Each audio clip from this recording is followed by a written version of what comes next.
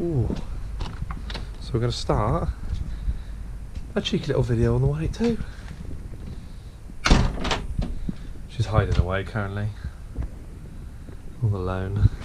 But I've kind of set it up so it's hopefully the first plan is to get the back seats out. I know that obviously quite a lot of people have a difficulty with that single nut, so I might have to give it a WD-40 over a few nights, maybe on top, maybe underneath.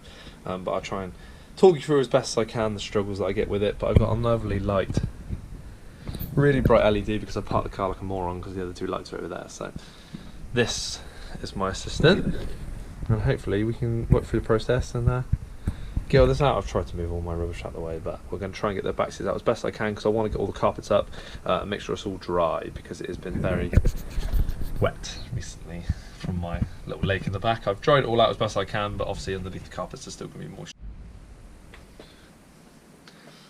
Well, that's very bright. So the first thing to do, I've only done this a couple of times, so don't judge me too much. It's not going to be the fastest display of how to remove the seats.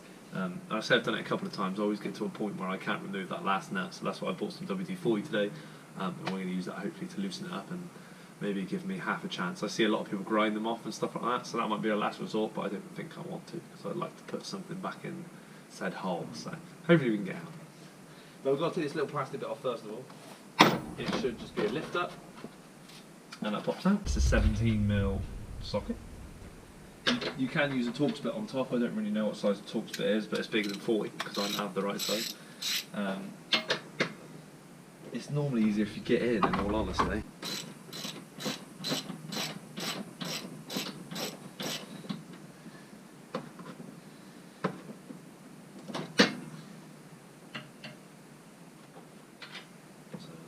So there's those two. This beauty comes out. Don't smack it on your car. That is your Isofix bar, if you didn't know. For the babies, then you get to one in here that is just the Torx bit. And my Torx bit looks like it's very rounded, so we're going to try our best. But the first nut at the front is similar, but he's normally a bit easier to get out. So I'm going to have a little bit of a faff now, and then I'll come back to you because I'm sure you don't want to watch me do this. It might take forever. I'm just going to use some WD-40 and just spray it on there. Probably come out a couple more times tonight and do it.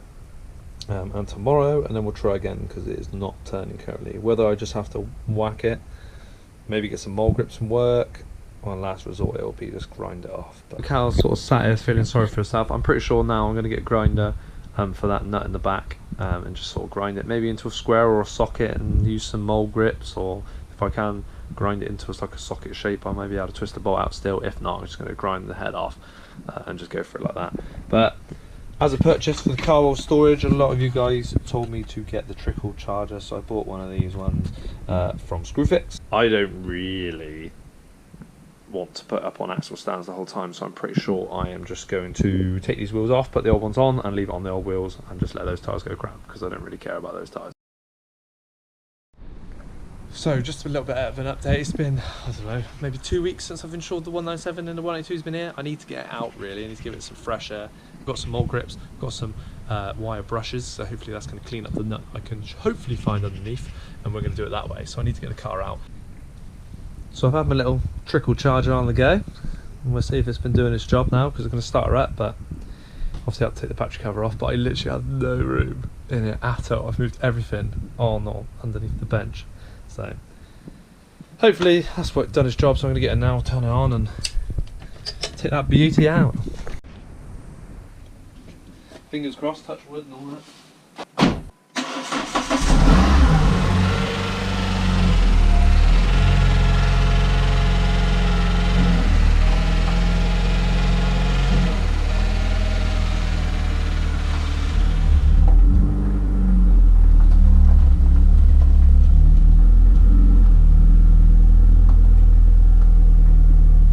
Weird how slanted it looks on the drive, but she started up. I'm just going to let her run for a little bit, maybe warm up while I've already turned it on. I might as well, but just need to jack her up in a minute and get underneath it and hope for the best.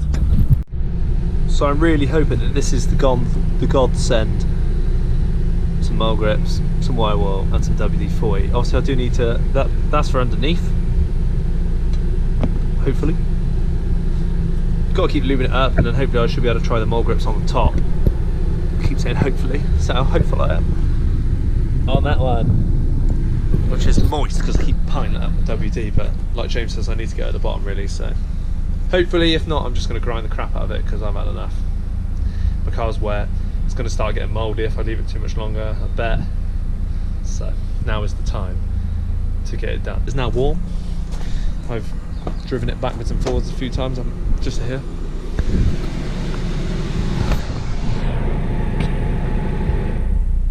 Oh, it's warm. It's so weird. Even moving the car slightly again, it is so weird. The steering feels a lot heavier and the gears are just all over the shop. But I'll come back to you when I'm underneath the car, when I've jacked it up and everything, because that's all boring. No one knows what's going on in there. I think it's that one. Oh no, I keep covering the light. That one there. Oh, it's too crippled to hold the camera at the same time. There we go. Maybe? But there's two there, so surely there should be the end of the other one as well. But I can't find it. Oh, I hope this is the right one. Got him. I hope. Honestly, I can't even see it. I've sprayed the top many more times, and I've sprayed that bolt that I found underneath many more times. I'm pretty sure it's that one. It can't be any other one, surely. Big old fail. I might just have to grind it out. But anyone got any other ideas, let me know. As I completely failed in the first department of getting the back bench out, for now I'm going to completely ignore that I even tried. I'm just going to get the seat out. I'm going to do it the same way as I did last time. Is just take these 4 nuts out. There's 2 on each side, and I'm pretty sure that is it. I think you have to unplug something. Other than that, that should hopefully get that seat out. So you get the seat out now before it goes dark, and I'm going to reverse it back in. I'm going to take the seat inside, just because I'm so worried about mold because I can't get the water out. So save my seats. I think there is another way, and someone told me before one time when I did this on my car, because I had a wet patch underneath here. But I can't remember for the life of me what the other way is, so I'm just doing the way I know. It's getting dark in here, so take out your Recaros. Just for a little bit of fun in my evening, also I've taken my seat inside to keep it warm and safe, but I just want to film Emily's reaction because she's not going to like me putting my seats in. No. No. Take it out. It needs to come in. It doesn't. Put it in the garage. What's there for? Oh. No. You're not. I'll just give it a little clean up and it can come in. No. An update, the seat is in. You saw Emily's reaction, that's just always going to happen. I've taken that off, it was just a Torx bit. And we've started getting underneath the carpet, but you might be able to hear. Even see. There's a lot of moisture there. Obviously we're on a slant, so it's all going to run to this side, but I'm just going to try and get as much as I can off of the carpet now. But obviously the main goal is to take the carpets up and out, but that's where it's all going. It's down there. There's a good old puddle there a minute ago, but I didn't film it in time, but it was all sat in the corner there. A lot of people say that it runs down through the seal, but don't know what's going on with mine. But I do want to get all the carpets out, but that means getting these seat rails out as well, which probably means I don't have to take the seat off in all honesty, but I don't know. It's best that it's not on the rails anyway when it's inside. Oh, but yes, I think that's about it for tonight. Progress, except for the back bench. At least I've started to dry up a little bit more because I was getting concerned about it being so damp and maybe humid in the garage. I didn't want it to start getting all mouldy. That's the last thing I wanted. Oh, that's weird getting in here with no passenger seat. Blue roll. I suppose it's saved the day a little bit. But yeah, a dark night, but luckily I've worked this weekend, so this is why the video will probably not be out on Sunday night. It might probably go Monday night. It's not a very exciting one, I know, I'm sorry, but just to show a bit more on the 182, what's been happening. Not much, been in the garage, rotting away. But I think we've made progress. I just need to put that seat somewhere where Emily's not going to get annoyed. But I do want to keep it inside, and I'm pretty sure I want to take the driver's seat out as well for now. So if I move it, I'll have to sit on a box or something. But yeah, it's all a bit of a pain, but I just want to get all the carpets up, and I want to get the back seats out and clear it all out and give it a good old clean. But if the back bench continues to be an idiot, I don't know if I'd just leave that back bench in and just take the seats out rather than the back, just the bottom, take that bit out and get all the carpets out if I can and go from there. But I still want to change all my seat belts and stuff, so that will all be easily accessible, hopefully with all the seats out, but we'll see. I'm not sure whether I want to grind it or not.